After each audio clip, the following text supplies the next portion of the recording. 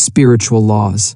The living heaven thy prayers respect, house at once an architect, quarrying man's rejected hours, builds there with eternal towers. Soul in self-commanded works, fears not undermining days, grows by decays, and, by the famous might that lurks in reaction and recoil, makes flame to freeze and ice to boil. Forging, through swart arms of offense, the silver seed of innocence. When the act of reflection takes place in the mind, when we look at ourselves in the light of thought, we discover that our life is embosomed in beauty. Behind us, as we go, all things assume pleasing forms, as clouds do far off. Not only things familiar and stale, but even the tragic and terrible are comely as they take their place in the pictures of memory. The river bank, the weed at the waterside, the old house, the foolish person, however neglected in the passing, have a grace in the past. Even the corpse that has lain in the chambers has added a solemn ornament to the house. The soul will not know either deformity or pain. If in the hours of clear reason we should speak the severest truth, we should say that we had never made a sacrifice. In these hours the mind seems so great that nothing can be taken from us that seems much. All loss, all pain, is particular. The universe remains to the heart unhurt. Neither vexations nor calamities abate our trust. No man ever stated his griefs as lightly as he might. Allow for exaggeration in the most patient and sorely ridden hack that ever was driven. For it is only the finite that has wrought and suffered. The infinite lies stretched in smiling repose. The intellectual life may be kept clean and healthful if man will live the life of nature and not import into his mind difficulties which are none of his. No man need be perplexed in his speculations. Let him do and say what strictly belongs to him, and though very ignorant of books, his nature shall not yield him any intellectual obstructions and doubts. Our young people are diseased with the theological problems of original sin, origin of evil, predestination, and the like. These never presented a practical difficulty to any man, never darkened across any man's road who did not go out of his way to seek them. These are the soul's mumps and measles and whooping coughs, and those who have not caught them cannot describe their health or prescribe the cure. A simple mind will not know these enemies. It is quite another thing that he should be able to give account of his faith and expound to another the theory of his self-union and freedom. This requires rare gifts, yet without this self-knowledge there may be a sylvan strength and integrity in that which he is. A few strong instincts and a few plain rules suffice us. My will never gave the images in my mind the rank they now take. The regular course of studies, the years of academical and professional education have not yielded me better facts than some idle books under the bench at the Latin school. What we do not call education is more precious than that which we call so. We form no guess, at the time of receiving a thought of its comparative value, and education often wastes its effort in attempts to thwart and balk this natural magnetism, which is sure to select what belongs to it. In like manner, our moral nature is vitiated by any interference of our will. People represent virtue as a struggle, and take to themselves great airs upon their attainments, and the question is everywhere vexed when a noble nature is commended, whether the man is not better who strives with temptation. But there is no merit in the matter. Either God is there, or he is not there. We love characters in proportion as they are impulsive and spontaneous. The less a man thinks or knows about his virtues, the better we like him. Timoleon's victories are the best victories, which ran and flowed like Homer's verses, Plutarch said. When we see a soul whose acts are all regal, graceful and pleasant as roses, we must thank God that such things can be and are, and not turn sourly on the angel and say, Crump is a better man with his grunting resistance to all his native devils. Not less conspicuous is the preponderance of nature over will in all practical life. There is less intention in history than we ascribe to it.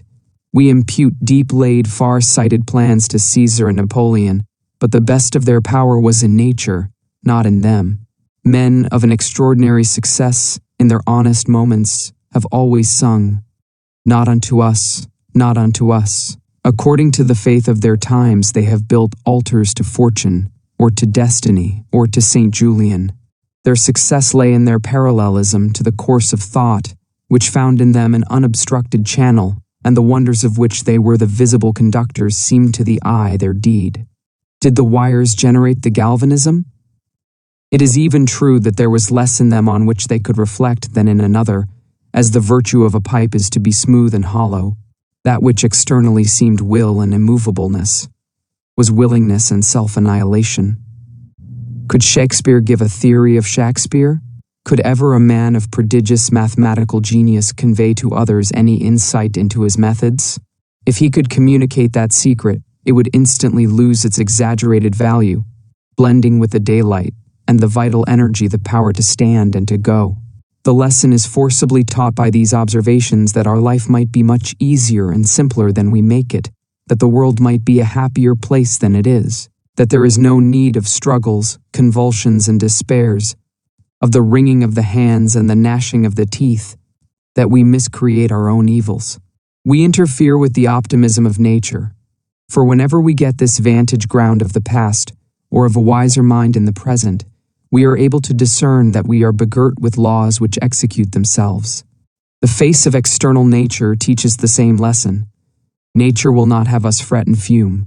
She does not like our benevolence or our learning much better than she likes our frauds and wars. When we come out of the caucus or the bank or the abolition convention or the temperance meeting or the transcendental club into the fields and woods, she says to us, "So hot? My little sir, we are full of mechanical actions. We must needs intermeddle and have things in our own way until the sacrifices and virtues of society are odious. Love should make joy, but our benevolence is unhappy. Our Sunday schools and churches and pauper societies are yokes to the neck. We pain ourselves to please nobody. There are natural ways of arriving at the same ends at which these aim, but do not arrive. Why should all virtue work in one and the same way? Why should all give dollars? It is very inconvenient to us country folk, and we do not think any good will come of it. We have not dollars. Merchants have. Let them give them. Farmers will give corn. Poets will sing. Women will sew. Laborers will lend a hand. The children will bring flowers. And why drag this dead weight of a Sunday school over the whole Christendom? It is natural and beautiful that childhood should inquire and maturity should teach, but it is time enough to answer questions when they are asked. Do not shut up the young people against their will in a pew and force the children to ask them questions for an hour against their will. If we look wider, things are all alike. Laws and letters and creeds and modes of living seem a travesty of truth. Our society is encumbered by ponderous machinery, which resembles the endless aqueducts which the Romans built over hill and dale, and which are superseded by the discovery of the law that water rises to the level of its source. It is a Chinese wall which any nimble Tartar can leap over. It is a standing army, not so good as a peace. It is a graduated, titled, richly appointed empire, quite superfluous when town meetings are found to answer just as well. Let us draw a lesson from nature, which always works by short ways. When the fruit is ripe, it falls. When the fruit is dispatched, the leaf falls. The circuit of the waters is mere falling. The walking of man and all animals is a falling forward. All our manual labor and works of strength, as prying, splitting, digging, rowing, and so forth, are done by dint of continual falling, and the globe, earth, moon, comet, sun, star, fall forever and ever. The simplicity of the universe is very different from the simplicity of a machine. He who sees moral nature out and thoroughly knows how knowledge is acquired and character formed is a pedant. The simplicity of nature is not that which may easily be read, but is inexhaustible. The last analysis can no wise be made.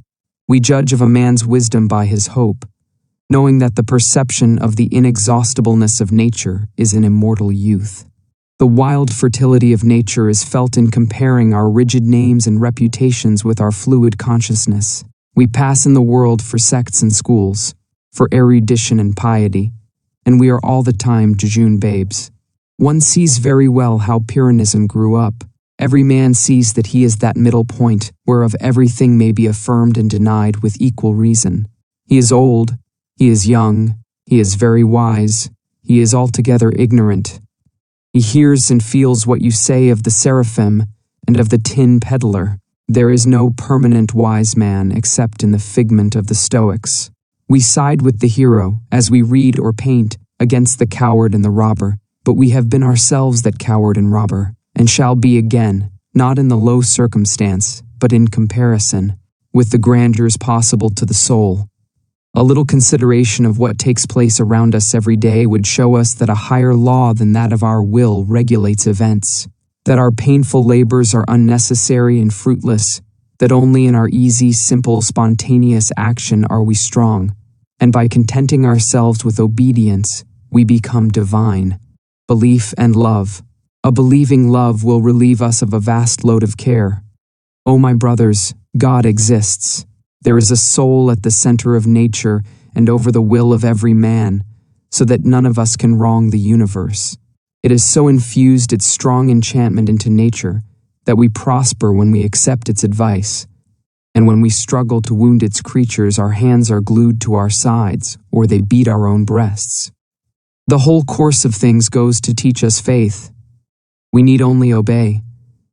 There is guidance for each of us, and by lowly listening, we shall hear the right word. Why need you choose so painfully your place and occupation and associates and modes of action and of entertainment? Certainly there is a possible right for you that precludes the need of balance and willful election. For you there is a reality, a fit place and congenial duties. Place yourself in the middle of the stream of power and wisdom which animates all whom it floats, and you are without effort impelled to truth, to right, and a perfect contentment. Then you put all gainsayers in the wrong. Then you are the world, the measure of right, of truth, of beauty. If we will not be marplots with our miserable interferences, the work, the society, letters, arts, science, religion of men would go on far better than now, and the heaven predicted from the beginning of the world, and still predicted from the bottom of the heart, would organize itself, as do now the rose and the air and the sun. I say, do not choose, but that is a figure of speech by which I would distinguish what is commonly called choice among men, and which is a partial act, the choice of the hands, of the eyes, of the appetites, and not a whole act of the man. But that which I call right or goodness is the choice of my constitution, and that which I call heaven, and inwardly aspire after, is the state or circumstance desirable to my constitution, and the action, which I in all my years tend to do, is the work for my faculties. We must hold a man amenable to reason for the choice of his daily craft or profession. It is not an excuse any longer for his deeds that they are the custom of his trade. What business has he with an evil trade? Has he not a calling in his character? Each man has his own vocation. The talent is the call. There is one direction in which all space is open to him. He has faculties silently inviting him thither to endless exertion. He is like a ship in a river. He runs against obstructions on every side but one. On that side all obstruction is taken away, and he sweeps serenely over a deepening channel into an infinite sea. This talent and this call depend on his organization, or the mode in which the general soul incarnates itself in him. He inclines to do something which is easy to him and good when it is done, but which no other man can do. He has no rival. For the more truly he consults his own powers, the more difference will his work exhibit from the work of any other. His ambition is exactly proportioned to his powers. The height of the pinnacle is determined by the breadth of the base. Every man has this call of the power to do somewhat unique, and no man has any other call. The pretense that he has another call, a summons by name and personal election and outward signs that mark him extraordinary, and not in the role of common men, is fanaticism, and betrays obtuseness to perceive that there is one mind in all the individuals, and no respect of persons therein. By doing his work he makes the need felt which he can supply, and creates the taste by which he is enjoyed. By doing his own work he unfolds himself, It is the vice of our public speaking that it has not abandonment. Somewhere, not only every orator but every man should let out all the length of all the reins, should find or make a frank and hearty expression of what force and meaning is in him. The common experience is that the man fits himself as well as he can to the customary details of that work or trade he falls into, and tends it as a dog turns a spit. Then is he a part of the machine he moves. The man is lost. Until he can manage to communicate himself to others in his full stature and proportion, he does not yet find his vocation. He must find in that an outlet for his character, so that he may justify his work to their eyes. If the labor is mean, let him by his thinking and character make it liberal. Whatever he knows and thinks, whatever in his apprehension is worth doing, that let him communicate, or men will never know and honor him aright. Foolish, whenever you take the meanness and formality of that thing you do, instead of converting it into the obedient spiracle of your character and aims. We like only such actions as have already long had the praise of men, and do not perceive that anything man can do may be divinely done. We think greatness entailed or organized in some places or duties, in certain offices or occasions, and do not see that Paganini can extract rapture from a catgut, and Eulenstein from a Jew's harp, and a nimble-fingered lad out of shreds of paper with his scissors, and Landseer out of swine, and the hero out of the pitiful habitation and company in which he was hidden. What we call obscure condition or vulgar society is that condition and society whose poetry is not yet written, but which you shall presently make as enviable and renowned as any.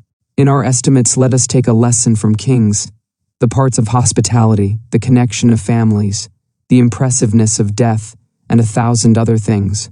Royalty makes its own estimate of, and a royal mind will.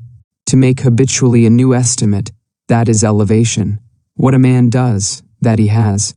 What has he to do with hope or fear? In himself is his might. Let him regard no good as solid but that which is in his nature and which must grow out of him as long as he exists. The goods of fortune may come and go like summer leaves. Let him scatter them on every wind as the momentary signs of his infinite productiveness. He may have his own, a man's genius, the quality that differences him from every other, the susceptibility to one class of influences, the selection of what is fit for him, the rejection of what is unfit, determines for him the character of the universe. A man is a method, a progressive arrangement, a selecting principle, gathering his like to him wherever he goes. He takes only his own out of the multiplicity that sweeps and circles round him. He is like one of those booms which are set out from the shore on rivers to catch driftwood, or like the lodestone amongst splinters of steel. Those facts, words, persons, which dwell in his memory without his being able to say why, remain because they have a relation to him not less real for being as yet unapprehended. They are symbols of value to him, as they can interpret parts of his consciousness, which he would vainly seek words for in the conventional images of books and other minds.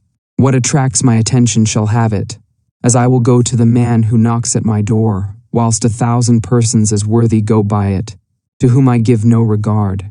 It is enough that these particulars speak to me, a few anecdotes, a few traits of character, manners, face, a few incidents, have an emphasis in your memory out of all proportion to their apparent significance if you measure them by the ordinary standards. They relate to your gift. Let them have their weight, and do not reject them and cast about for illustration and facts more usual in literature. What your heart thinks great is great.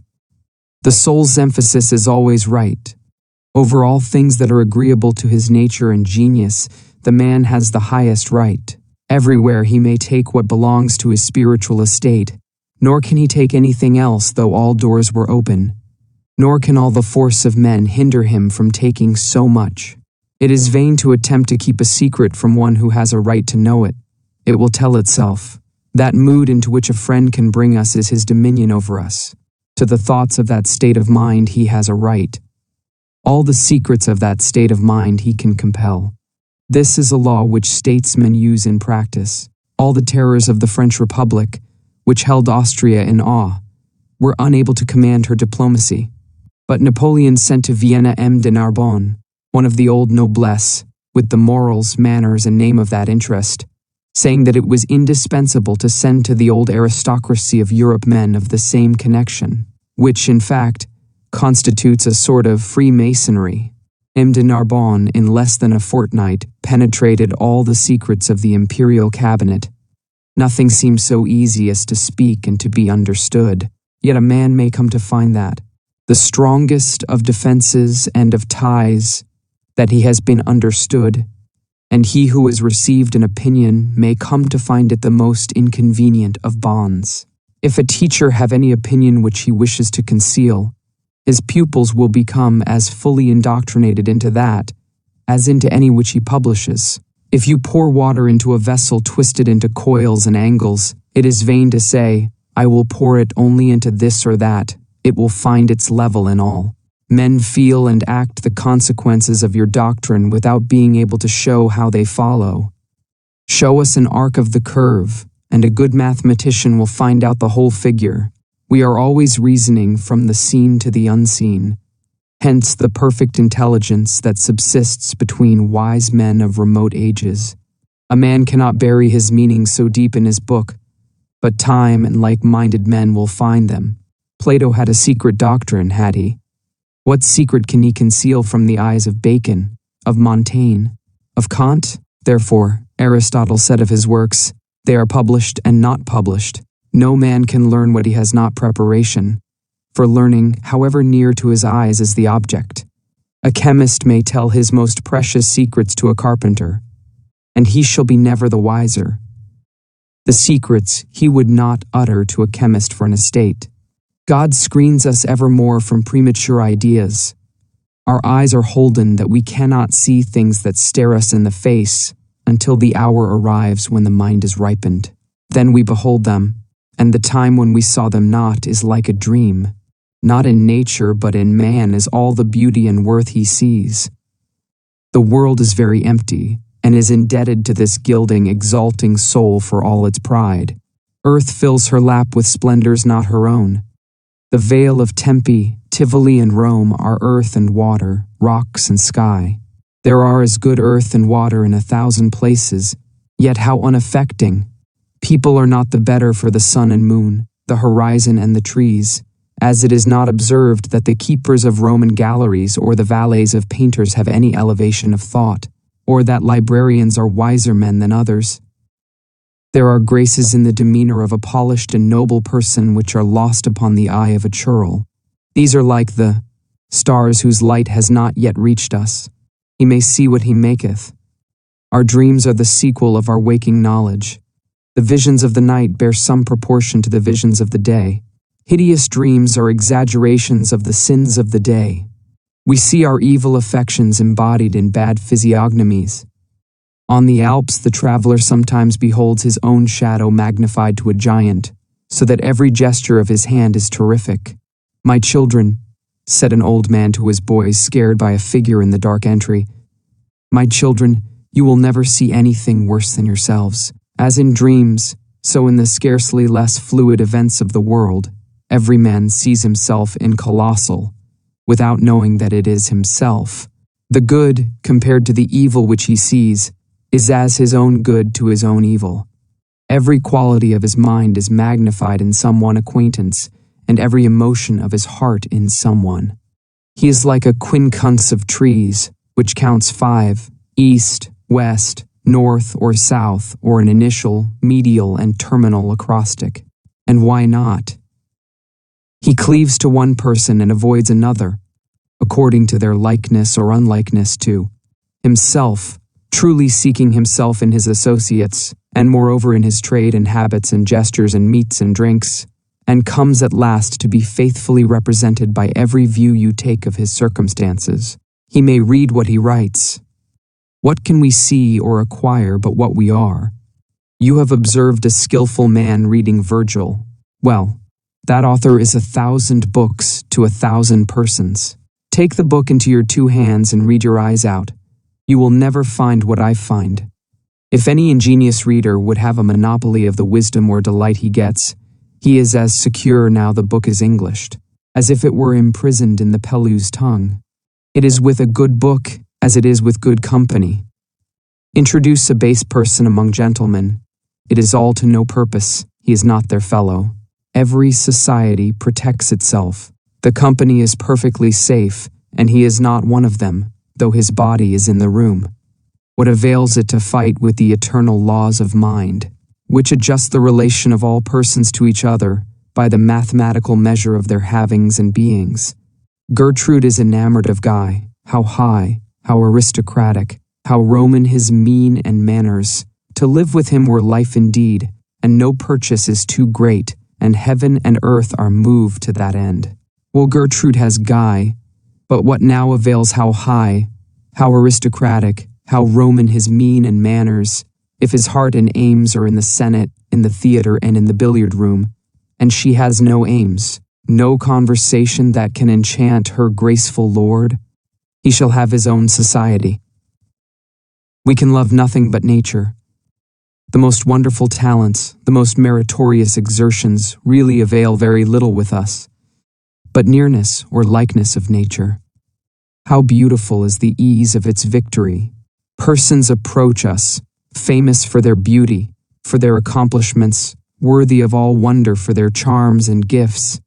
They dedicate their whole skill to the hour and the company, with very imperfect result. To be sure, it would be ungrateful in us not to praise them loudly. Then, when all is done, a person of related mind, a brother or sister by nature, comes to us so softly and easily, so nearly and intimately, as if it were the blood in our proper veins, that we feel, as if someone was gone, instead of another having come, we are utterly relieved and refreshed. It is a sort of joyful solitude. We foolishly think in our days of sin that we must court friends by compliance to the customs of society, to its dress, its breeding, and its estimates. But only that soul can be my friend which I encounter on the line of my own march, that soul to which I do not decline, and which does not decline to me, but, native of the same celestial latitude, repeats in its own all my experience. The scholar forgets himself and apes the customs and costumes of the man of the world to deserve the smile of beauty, and follows some giddy girl, not yet taught by religious passion to know the noble woman with all that is serene, oracular, and beautiful in her soul. Let him be great, and love shall follow him. Nothing is more deeply punished than the neglect of the affinities by which alone society should be formed, and the insane levity of choosing associates by others' eyes. He may set his own rate. It is a maxim worthy of all acceptation that a man may have that allowance he takes. Take the place and attitude which belong to you, and all men acquiesce. The world must be just. It leaves every man, with profound unconcern, to set his own rate. Hero or driveler, it meddles not in the matter. It will certainly accept your own measure of your doing and being, whether you sneak about and deny your own name, or whether you see your work produced to the concave sphere of the heavens, one with the revolution of the stars. The same reality pervades all teaching. The man may teach by doing, and not otherwise. If he can communicate himself, he can teach, but not by words. He teaches who gives, and he learns who receives.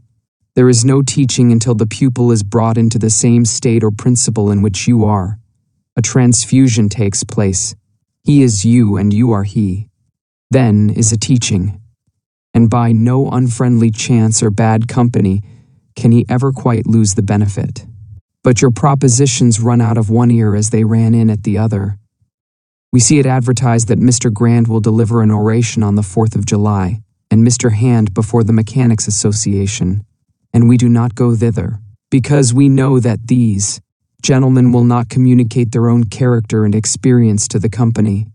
If we had reason to expect such a confidence, we should go through all inconvenience and opposition. The sick would be carried in litters. But a public oration is an escapade, a non-committal, an apology, a gag, and not a communication, not a speech, not a man.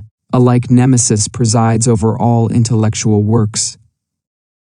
We have yet to learn that the thing uttered in words is not therefore affirmed. It must affirm itself, or no forms of logic or of oath can give it evidence. The sentence must also contain its own apology for being spoken. The effect of any writing on the public mind is mathematically measurable by its depth of thought. How much water does it draw? If it awaken you to think, if it lift you from your feet with a great voice of eloquence, then the effect is to be wide, slow, permanent over the minds of men.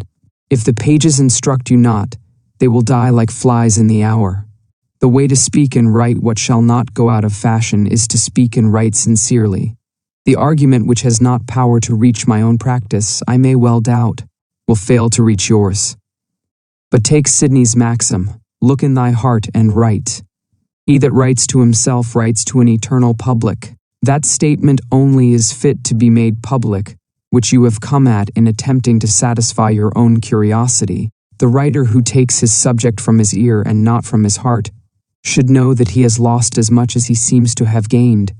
And when the empty book has gathered all its praise, and half the people say, "What poetry, what genius!" it still needs fuel to make fire, that only profits which is profitable. Life alone can impart life, and though we should burst, we can only be valued as we make ourselves valuable. There is no luck in literary reputation. They who make up the final verdict upon every book are not the partial and noisy readers of the hour when it appears, but a court as of angels, a public not to be bribed, not to be entreated, and not to be overawed, decides upon every man's title to fame. Only those books come down which deserve to last. Gilt edges, vellum and morocco, and presentation copies to all the libraries will not preserve a book in circulation beyond its intrinsic date. It must go with all Walpole's noble and royal authors to its fate. Blackmore, Kotzebue, or Pollock may endure for a night, but Moses and Homer stand forever. There are not in the world at any one time more than a dozen persons who read and understand Plato, never enough to pay for an edition of his works, yet to every generation these come duly down, for the sake of those few persons, as if God brought them in his hand. No book, said Bentley, was ever written down by any but itself. The permanence of all books is fixed by no effort, friendly or hostile, but by their own specific gravity, or the intrinsic importance of their contents to the constant mind of man. Do not trouble yourself too much about the light on your statue, said Michelangelo to the young sculptor. The light of the public square will test its value. In like manner, the effect of every action is measured by the depth of the sentiment from which it proceeds. The great man knew not that he was great. It took a century or two for that fact to appear. What he did because he must. It was the most natural thing in the world, and grew out of the circumstances of the moment. But now, every thing he did, even to the lifting of his finger or the eating of bread, looks large, all related, and is called an institution. These are the demonstrations in a few particulars of the genius of nature. They show the direction of the stream, but the stream is blood. Every drop is alive. Truth has not single victories. All things are its organs, not only dust and stones, but errors and lies. The laws of disease, physicians say, are as beautiful as the laws of health. Our philosophy is affirmative and readily accepts the testimony of negative facts, as every shadow points to the sun. By a divine necessity, every fact in nature is constrained to offer its testimony. Human character evermore publishes itself. The most fugitive deed and word, the mere air of doing a thing, the intimated purpose, expresses character. If you act, you show character. If you sit still, if you sleep, you show it.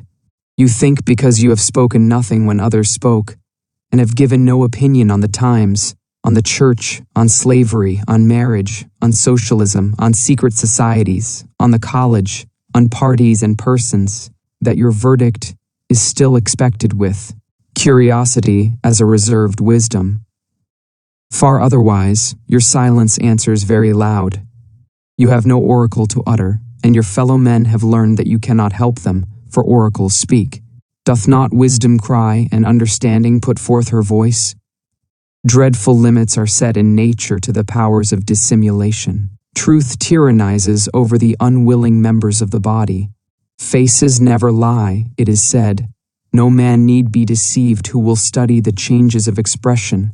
When a man speaks the truth in the spirit of truth, his eye is as clear as the heavens. When he has base ends and speaks falsely, the eye is muddy and sometimes a squint.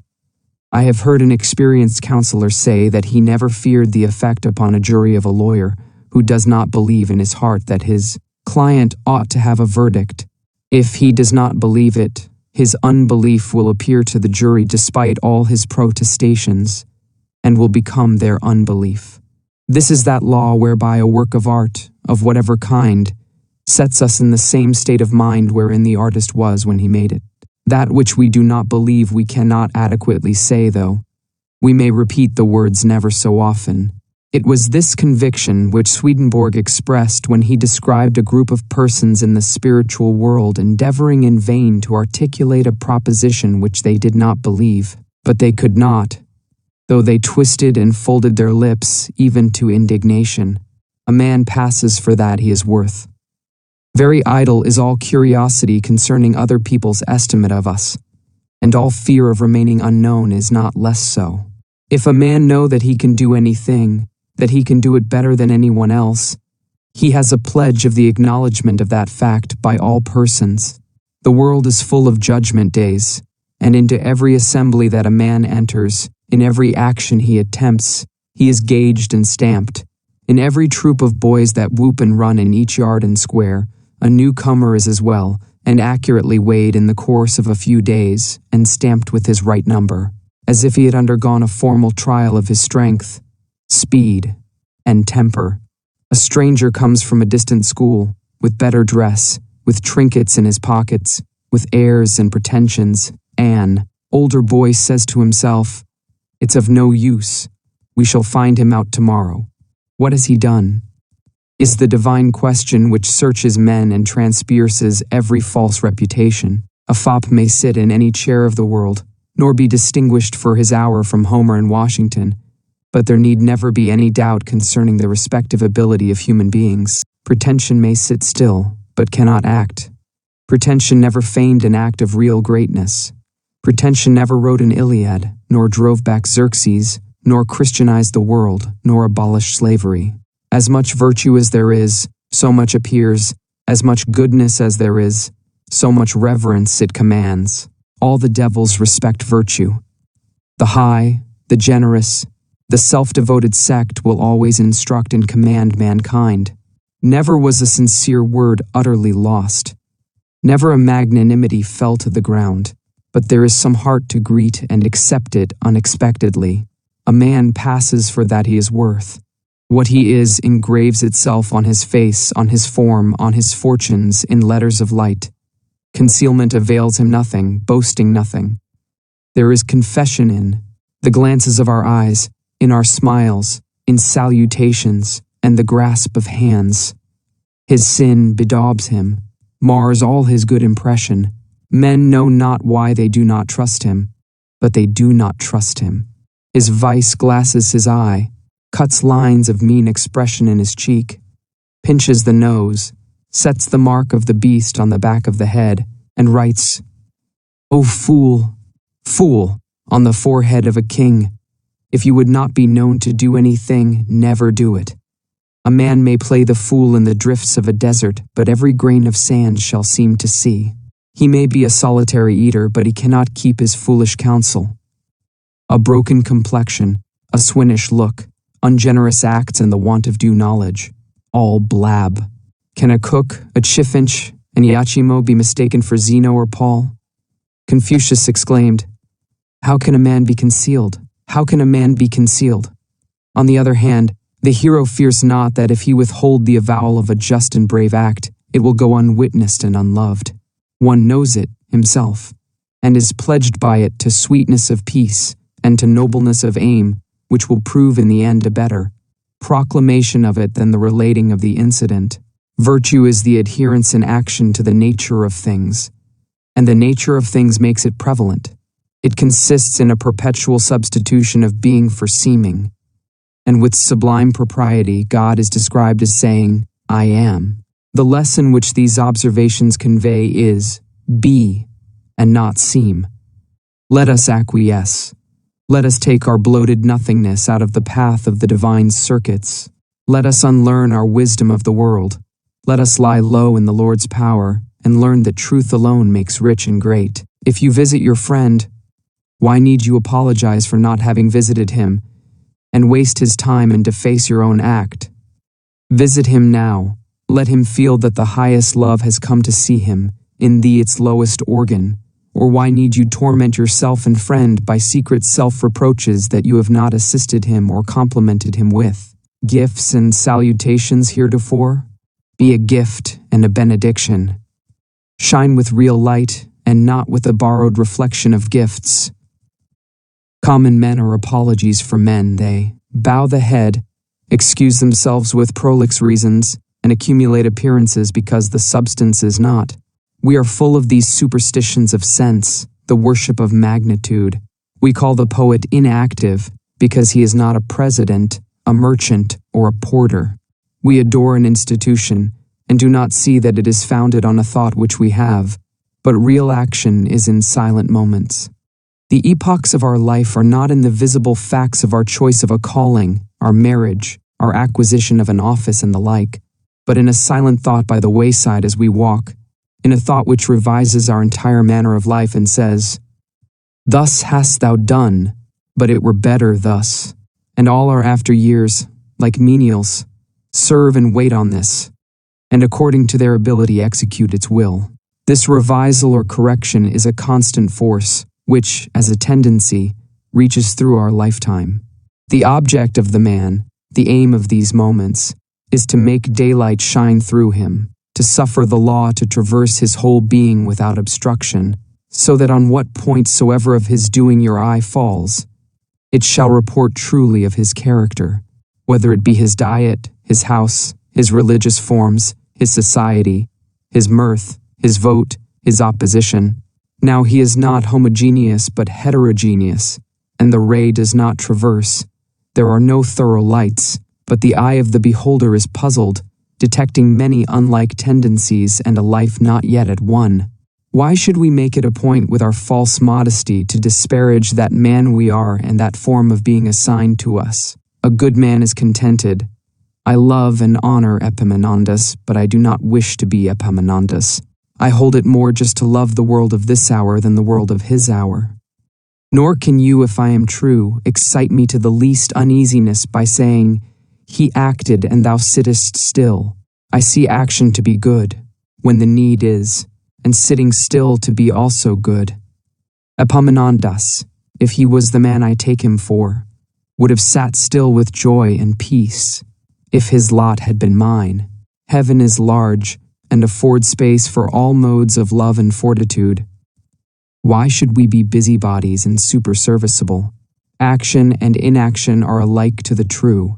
One piece of the tree is cut for a weathercock, and one for the sleeper of a bridge. The virtue of the wood is apparent in both. I desire not to disgrace the soul. The fact that I am here certainly shows me that the soul had need of an organ here. Shall I not assume the post? Shall I skulk and dodge and duck with my unseasonable apologies and vain modesty, and imagine my being here impertinent? Less pertinent than Epaminondas or Homer being there, and that the soul did not know its own needs? Besides, without any reasoning on the matter, I have no discontent. The good soul nourishes me and unlocks new magazines of power and enjoyment to me every day. I will not meanly decline the immensity of good, because I have heard that it has come to others in another shape. Besides, why should we be cowed by the name of action? 'Tis a trick of the senses, no more. We know that the ancestor of every action is a thought. The poor mind does not seem to itself to be anything unless it have an outside badge, some Gentoo diet, or Quaker coat, or Calvinistic prayer meeting, or philanthropic society, or a great donation, or a high office, or, anyhow, some wild contrasting action to testify that it is somewhat. The rich mind lies in the sun and sleeps, and is nature. To think is to act. Let us, if we must have great actions, make our own so. All action is of an infinite elasticity, and the least admits of being inflated with the celestial air until it eclipses the sun and moon. Let us seek one peace by fidelity. Let me heed my duties. Why need I go gadding into the scenes and philosophy of Greek and Italian history before I have justified myself to my benefactors? How dare I read Washington's campaigns when I have not answered the letters of my own correspondents? Is not that a just objection to much of our reading? It is a pusillanimous desertion of our work to gaze after our neighbors. It is peeping. Byron says of Jack Bunting, he knew not what to say, and so he swore.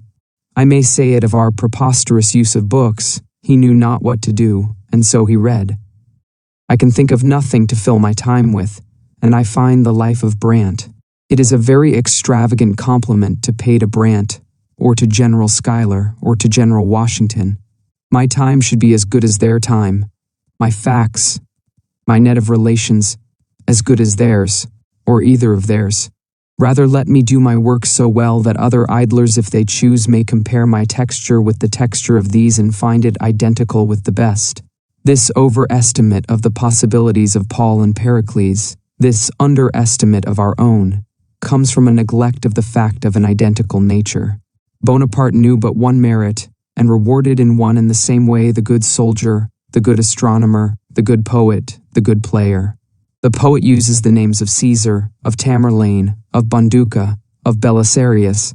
The painter uses the conventional story of the Virgin Mary, of Paul, of Peter. He does not therefore defer to the nature of these accidental men, of these stock heroes. If the poet write a true drama, then he is Caesar, and not the player of Caesar. Then the selfsame strain of thought, emotion as pure, wit as subtle, motions as swift, mounting, extravagant, and a heart as great, self-sufficing, dauntless, which on the waves of its love and hope can uplift all that is reckoned solid and precious in the world. Palaces, gardens, money, navies, kingdoms, marking its own, incomparable, worth by the slight it casts on these gods of men. These all are his, and by the power of these he rouses the nations. Let a man believe in God, and not in names and places and persons. Let the great soul incarnated in some woman's form, poor and sad and single, in some Dolly or Joan, go out to service, and sweep chambers and scour floors, and its effulgent daybeams cannot be muffled or hid, but to sweep and scour will instantly appear supreme and beautiful actions, the top and radiance of human life, and all people will get mops and brooms, until, lo, suddenly the great soul has enshrined itself in some other form and done some other deed, and that is now the flower and head of all living nature. We are the photometers, we the irritable gold leaf and tinfoil that measure the accumulations of the subtle element. We know the authentic effects of the true fire through every one of its million disguises. I was as a gem concealed, me my burning ray revealed. Quran.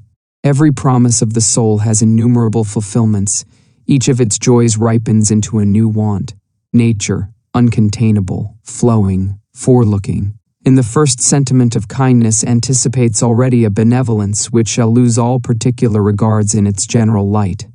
The introduction to this felicity is in a private and tender relation of one-to-one, which is the enchantment of human life, which, like a certain divine rage and enthusiasm, seizes on man at one period and works a revolution in his mind and body, unites him to his race, pledges him to the domestic and civic relations, carries him with new sympathy into nature, enhances the power of the senses, opens the imagination, adds to his character heroic and sacred attributes, establishes marriage, and gives permanence to human society. The natural association of the sentiment of love with the heyday of the blood seems to require that in order to portray it in vivid tints, which every youth and maid should confess to be true to their throbbing experience, one must not be too old. The delicious fancies of youth reject the least savor of a mature philosophy, as chilling with age and pedantry their purple bloom. And therefore I know I incur the imputation of unnecessary hardness and stoicism from those who compose the court and parliament of love. But from these formidable censors I shall appeal to my seniors, For it is to be considered that this passion of which we speak, though it begin with the young, yet forsakes not the old, or rather suffers no one who is truly its servant to grow old, but makes the aged participators of it not less than the tender maiden, though in a different and nobler sort. For it is a fire that, kindling its first embers in the narrow nook of a private bosom, caught from a wandering spark out of another private heart, glows and enlarges until it warms and beams upon multitudes of men and women, upon the universal heart of all, and so lights up the whole world and all nature with its generous flames. It matters not, therefore, whether we attempt to describe the passion at 20, at 30, or at 80 years. He who paints it at the first period will lose some of its later, he who paints it at the last, some of its earlier traits. Only it is to be hoped that by patience and the Muse's aid we may attain to that inward view of the law which shall describe a truth ever young and beautiful, so central that it shall commend itself to the eye, at whatever angle beholden.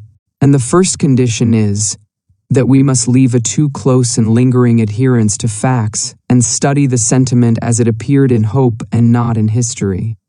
For each man sees his own life defaced and disfigured, as the life of man is not to his imagination.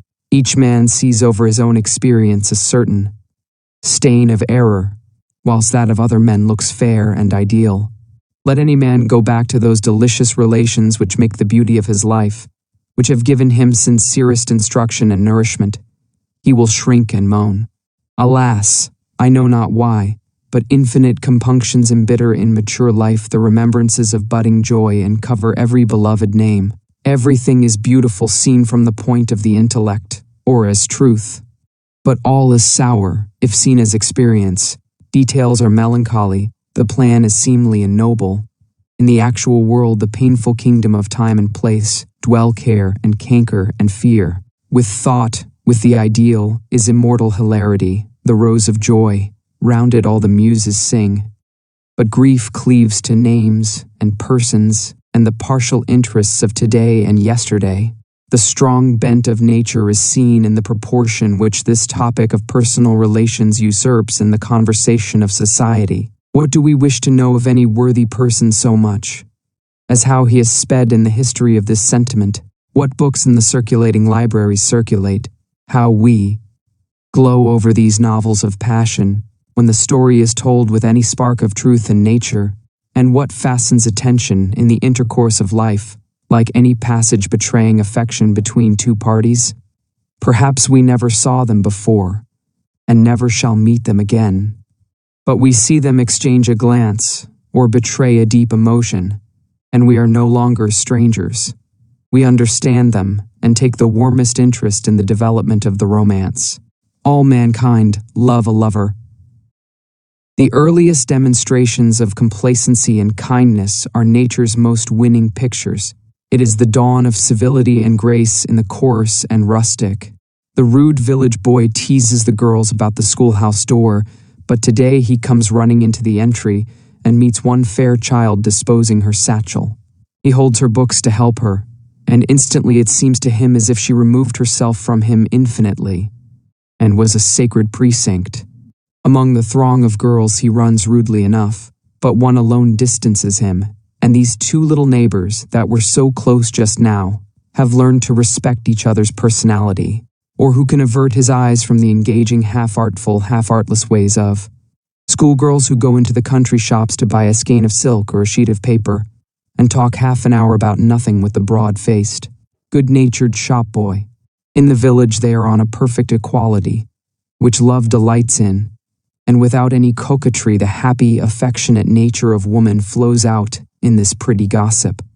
The girls may have little beauty, yet plainly do they establish between them and the good boy the most agreeable, confiding relations, what with their fun and their earnest, about Edgar and Jonas and Almira, and who was invited to the party, and who danced at the dancing school, and when the singing school would begin, and other nothings concerning which the parties cooed. By and by that boy wants a wife, and very truly and heartily will he know where to find a sincere and sweet mate, without any risk such as Milton deplores as incident to scholars and great men, I have been told that in some public discourses of mine, my reverence for the intellect has made me unjustly cold to the personal relations. But now I almost shrink at the remembrance of such disparaging words. 4. Persons are love's world, and the coldest philosopher cannot recount the debt of the young soul wandering here in nature to the power of love, without being tempted to unsay, as treasonable to nature, aught derogatory to the social instincts.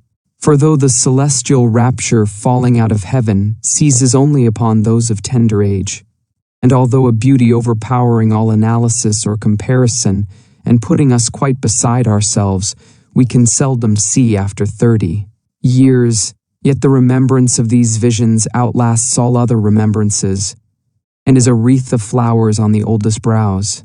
But here is a strange fact. It may seem to many men, in revising their experience, that they have no fairer page in their life's book than the delicious memory of some passages wherein affection contrived to give a witchcraft, surpassing the deep attraction of its own truth to a parcel of accidental and trivial circumstances. In looking backward, they may find that several things which were not the charm have more reality to this groping memory than the charm itself which embalmed them. But be our experience in particulars what it may, no man ever forgot the visitations of that power to his heart and brain, which created all things anew, which was the dawn in him of music, poetry, and art, which made the face of nature radiant with purple light, the morning and the night varied enchantments, when a single tone of one voice could make the heart bound, and the most trivial circumstance associated with one form is put in the amber of memory, when he became all eye when one was present, and all memory when one was gone, when the youth becomes a watcher of windows and studious of a glove, a veil, a ribbon, or the wheels of a carriage, when no place is too solitary and none too silent, for him who has richer company and sweeter conversation in his new thoughts than any old friends, though best and purest, can give him, for the figures, the motions, the words of the beloved object, are not like other images written in water, but, as Plutarch said, enameled in fire, and make the study of midnight. Thou art not gone being gone. Where'er thou art, thou leavest in him thy watchful eyes, in him thy loving heart. In the noon and the afternoon of life we still throb at the recollection of days when happiness was not happy enough, but must be drugged with the relish of pain and fear, for he touched the secret of the matter who said of love, and when the day was not long enough, but the night too must be consumed in keen recollections, when the head boiled all night on the pillow with the generous deed it resolved on, when the moonlight was a pleasing fever, and the stars were letters, and the flowers ciphers, and the air was coined into song, when all business seemed an impertinence, and all the men and women running to and fro in the streets, mere pictures. The passion rebuilds the world for the youth. It makes all things alive and significant. Nature grows conscious. Every bird on the boughs of the tree sings now to his heart and soul. The notes are almost articulate. The clouds have faces as he looks on them. The trees of the forest, the waving grass, and the peeping flowers have grown intelligent, and he almost fears to trust them with the secret which they seem to invite. Yet nature soothes and sympathizes. In the green solitude he finds a dearer home than with men, fountainheads and pathless groves, places which pale passion loves, moonlight walks, when all the fowls are safely housed, save bats and owls, a midnight bell, a passing groan. These are the sounds we feed upon. Behold there in the wood the fine madman.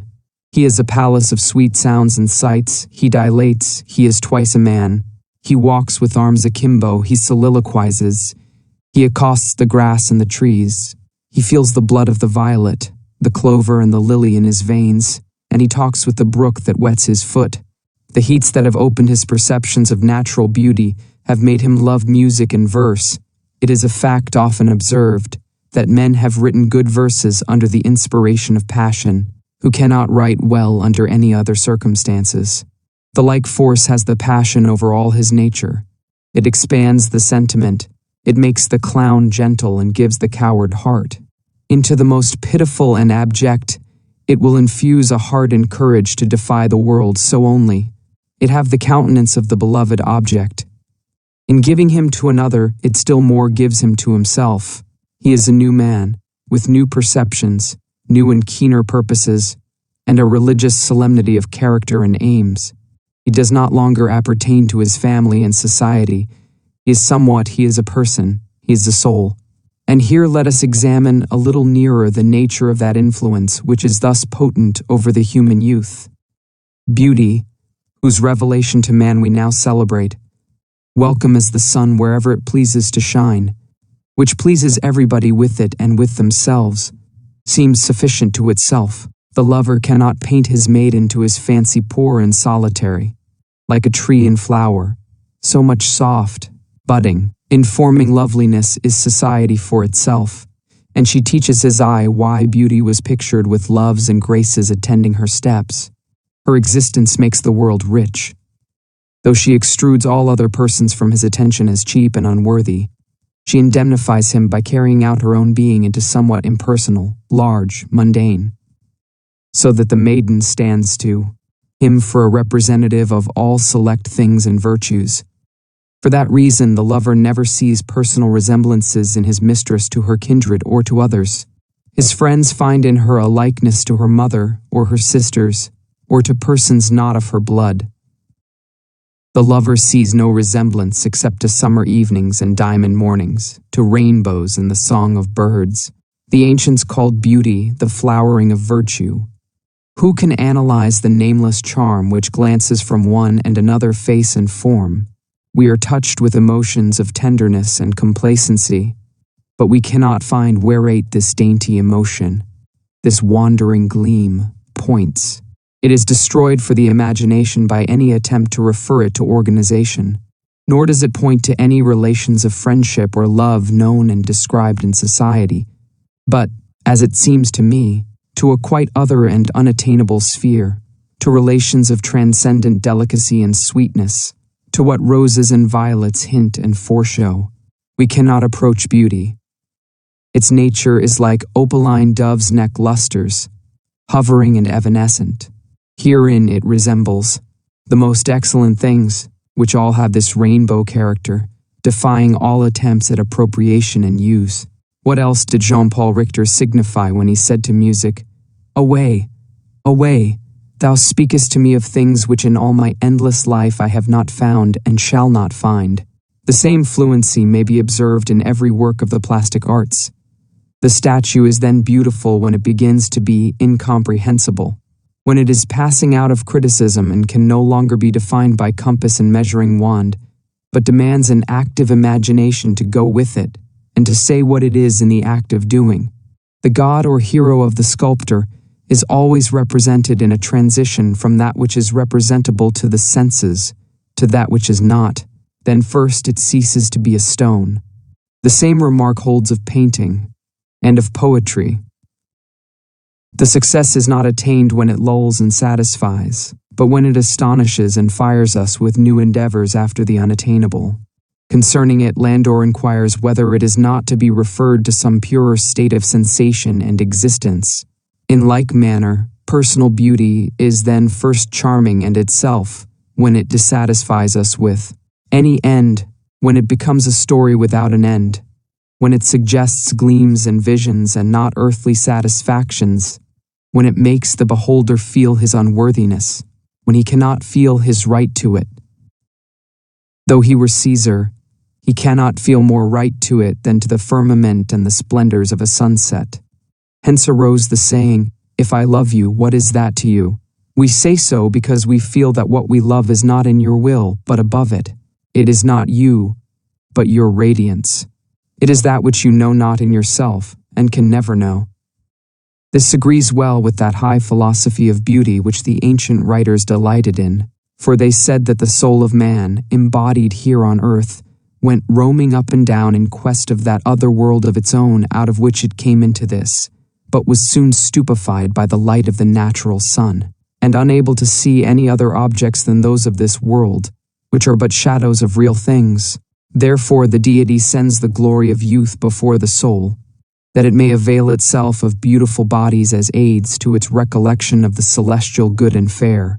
And the man beholding such a person in the female sex runs to her and finds the highest joy in contemplating the form, movement, and intelligence of this person, because it suggests to him the presence of that which indeed is within the beauty, and the cause of the beauty. If, however, from too much conversing with material objects, the soul was gross, and misplaced its satisfaction in the body, it reaped nothing but sorrow, body being unable to fulfill the promise which beauty holds out. But if, accepting the hint of these visions and suggestions which beauty makes to his mind, the soul passes through the body, and falls to admire strokes of character, and the lovers contemplate one another in their discourses and their actions, then they pass to the true palace of beauty, more and more inflame their love of it, and by this love extinguishing the base affection, as the sun puts out the fire by shining on the hearth, they become pure and hallowed, by conversation with that which is in itself excellent, magnanimous, lowly, and just. The lover comes to a warmer love of these nobilities, and a quicker apprehension of them. Then he passes from loving them in one to loving them in all, and so is the one beautiful soul only the door through which he enters to the society of all true and pure souls. In the particular society of his mate he attains a clearer sight of any spot, any taint which her beauty has contracted from this world, and is able to point it out, and this with mutual joy that they are now able, without offense, to indicate blemishes and hindrances in each other, and give to each all help and comfort in curing the same, and beholding in many souls the traits of the divine beauty, and separating in each soul that which is divine from the taint which it has contracted in the world, the lover ascends to the highest beauty, to the love and knowledge of the divinity, by steps on this ladder of created souls. Somewhat like this have the truly wise told us of love in all ages. The doctrine is not old, nor is it new. If Plato, Plutarch, and Apuleius taught it, so have Petrarch, Angelo, and Milton. It awaits a truer unfolding in opposition, and rebuke to that subterranean prudence which presides at marriages with words that take hold of the upper world, whilst one eye is prowling in the cellar, so that its gravest discourse has a savour of hams and powdering tubs. Worst, when this sensualism intrudes into the education of young women, and withers the hope and affection of human nature by teaching that marriage signifies nothing but a housewife's thrift, and that woman's life has no other aim. But this dream of love, though beautiful, is only one scene in our play. In the procession of the soul from within outward, it enlarges its circles ever, like the pebble thrown into the pond, or the light proceeding from an orb. The rays of the soul alight first on things nearest, on every utensil and toy, on nurses and domestics, on the house and yard and passengers, on the circle of household acquaintance, on politics and geography and history. But things are ever grouping themselves according to higher or more interior laws. Neighborhood, size, numbers, habits, persons lose by degrees their power over us. Cause and effect, real affinities, the longing for harmony between the soul and the circumstance, the progressive, idealizing instinct predominate later, and the step backward from the higher to the lower relations is impossible. Thus even love, which is the deification of persons, must become more impersonal every day. Of this at first it gives no hint. Little think the youth and maiden who are glancing at each other across crowded rooms with eyes so full of mutual intelligence, of the precious fruit long hereafter to proceed from this new, quite external stimulus. The work of vegetation begins first in the irritability of the bark and leaf buds. From exchanging glances, they advance to acts of courtesy, of gallantry, then to fiery passion, to plighting troth and marriage. Passion beholds its object as a perfect unit. The soul is wholly embodied, and the body is wholly ensouled. Her pure and eloquent blood spoke in her cheeks, and so distinctly wrought that one might almost say her body thought. Romeo, if dead, should be cut up into little stars to make the heavens fine. Life with this pair has no other aim, asks no more than Juliet, than Romeo. Night, day, Studies, talents, kingdoms, religion are all contained in this form full of soul, in this soul which is all form. The lovers delight in endearments, in avowals of love, in comparisons of their regards. When alone, they solace themselves with the remembered image of the other. Does that other see the same star, the same melting cloud, read the same book, feel the same emotion that now delight me?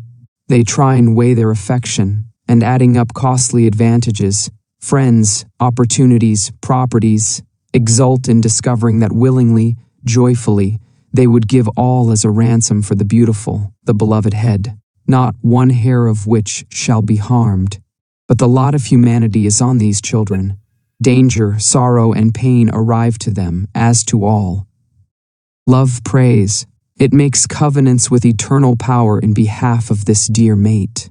The union which is thus effected, and which adds a new value to every atom in nature, for it transmutes every thread throughout the whole web of relation into a golden ray, and bathes the soul in a new and sweeter element, is yet a temporary state.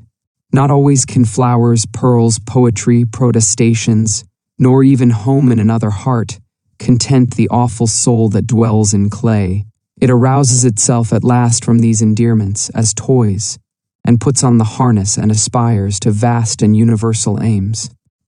The soul which is in the soul of each, craving, a perfect beatitude, detects incongruities, defects, and disproportion in the behavior of the other. Hence arise surprise, expostulation, and pain. Yet that which drew them to each other was signs of loveliness, signs of virtue, and these virtues are there, however eclipsed. They appear and reappear and continue to attract, but the regard changes, quits the sign and attaches to the substance. This repairs the wounded affection. Meantime, as life wears on, it proves a game of permutation and combination of all possible positions of the parties, to employ all the resources of each and acquaint each with the strength and weakness of the other. For it is the nature and end of this relation that they should represent the human race to each other. All that is in the world which is or ought to be known is cunningly wrought into the texture of man, of woman. The person love does to us fit, like manna, has the taste of all in it. The world rolls, the circumstances vary every hour. The angels that inhabit this temple of the body appear at the windows, and the gnomes and vices also. By all the virtues, they are united. If there be virtue, all the vices are known as such, they confess and flee. Their once flaming regard is sobered by time in either breast, and losing in violence what it gains in extent, it becomes a thorough good understanding. They resign each other without complaint to the good offices which man and woman are severally appointed to discharge in time, and exchange the passion which once could not lose sight of its object, for a cheerful, disengaged furtherance, whether present or absent, of each other's designs. At last they discover that all which at first drew them together, those once sacred features, that magical play of charms was deciduous, had a prospective end. Like the scaffolding by which the house was built, and the purification of the intellect and the heart from year to year is the real marriage, foreseen and prepared from the first, and wholly above their consciousness. Looking at these aims with which two persons, a man and a woman, so variously and correlatively gifted, are shut up in one house to spend in the nuptial society 40 or 50 years, I do not wonder at the emphasis with which the heart prophesies this crisis from early infancy, at the profuse beauty with which the instincts deck the nuptial bower, and nature and intellect and art emulate each other in the gifts and the melody they bring to the epithalamium. Thus are we put in training for a love which knows not sex, nor person, nor partiality, but which seeks virtue and wisdom everywhere, to the end of increasing virtue and wisdom. We are by nature observers and thereby learners. That is our permanent state. But we are often made to feel that our affections are but tents of a night, though slowly and with pain, the objects of the affections change, as the objects of thought do. There are moments when the affections rule and absorb the man and make his happiness dependent on a person or persons. But in health the mind is presently seen again, its overarching vault, bright with galaxies of immutable lights, and the warm loves and fears that swept over us as clouds must lose their finite character and blend with God to attain their own perfection. But we need not fear that we can lose anything by the progress of the soul. Thank you for riding the waves of wisdom with us on Book Waves. If you enjoyed this audiobook, let us know by giving it a thumbs up and sharing your favorite part in the comments below. Don't forget to subscribe and turn on notifications to stay tuned for more life-changing audiobooks and insights. Keep growing, keep learning, and remember, every great wave starts as a ripple. See you in the next chapter.